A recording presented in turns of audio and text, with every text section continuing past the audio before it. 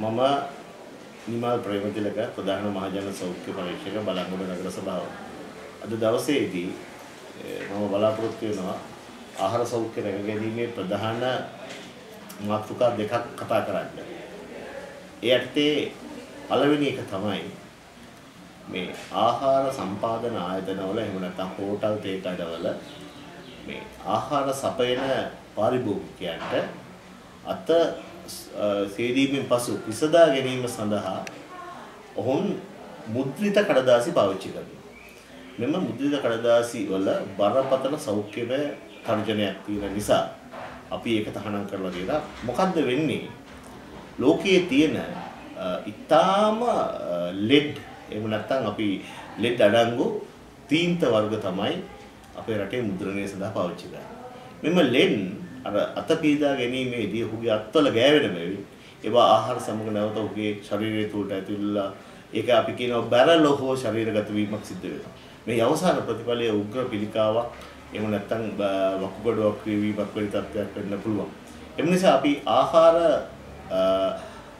ක්‍රියාවලියේදී ආහාර ඉදීමට ආත පිසදා ගැනීම වැනි කාර්යයන් සඳහා මුද්‍රිත කඩදාසි භාවිතා කිරීම සම්පූර්ණයෙන්ම දාහනම් කරලා තියෙනවා බලංගොඩ නගර සභාව තීමාව තුළ.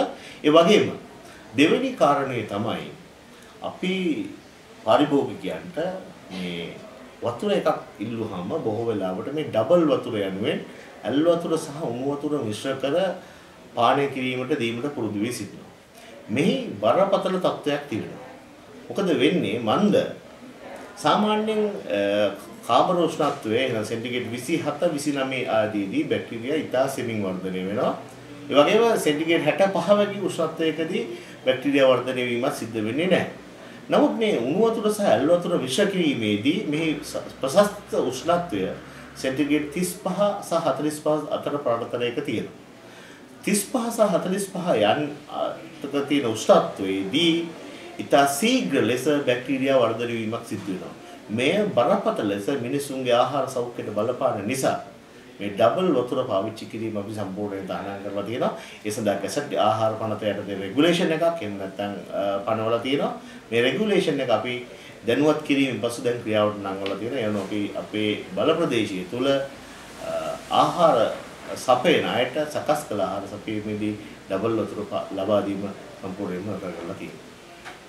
මේ තියෙන්නේ සාමාන්‍ය ඇල් වතුර මිනිස්සු භාවිතා කරන සාමාන්‍ය පිරිසිදු කරන ඇල් වතුර.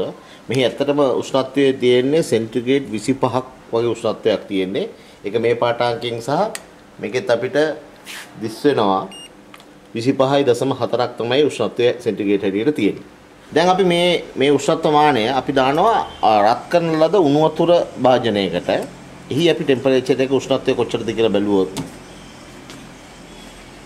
දැනට එහි 93යි සෙන්ටිග්‍රේඩ් 60 කියලා කියන්නේ පුජ්‍යලයකට බීමට නොහැකි තත්ත්වයේ උෂ්ණත්ව මානයක් තමයි තියෙන්නේ. මේ උෂ්ණත්වයේදී සාමාන්‍යයෙන් බැක්ටීරියා වර්ධනය වෙන්නේ නැහැ.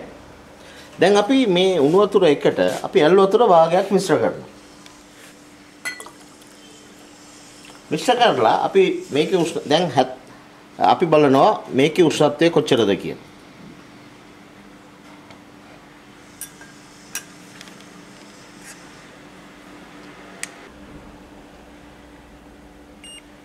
දැන් උෂ්ණත්වය ඇල් වතුර සහ උණු වතුර මිශ්‍ර කරාට පසුව සෙන්ටිග්‍රේඩ් 46.8යි. ඒ අනුව සෙන්ටිග්‍රේඩ් 46 කියලා කියන්නේ බැක්ටීරියා වර්ධනය වෙන්න සුදුසුම උෂ්ණත්වය. ඒ අනුව අපි ඩබල් වතුර පාවිච්චි කරාම අපි රෝගාබාධ යම්කිසි බැක්ටීරියාවක් මේ වතුරේ තිබුණොත් එයා ඉක්මනින් වර්ධනය වෙලා ආහාර මාර්ගයට යනකොටම එහි ක්‍රියාකාරීත්වය ආරම්භ කරලා තියෙනවා. ඒක නිසා මෙය ඊටම මහජන සෞඛ්‍යයට හානිදායක දෙයක් හැටියට තමයි අපි දකින්නේ. ඒ නිසායි අපි ආහාර පනත යටතේ ඩබල් වතුර දවා දීම දැනට තහනම් කරලා තියෙන්නේ.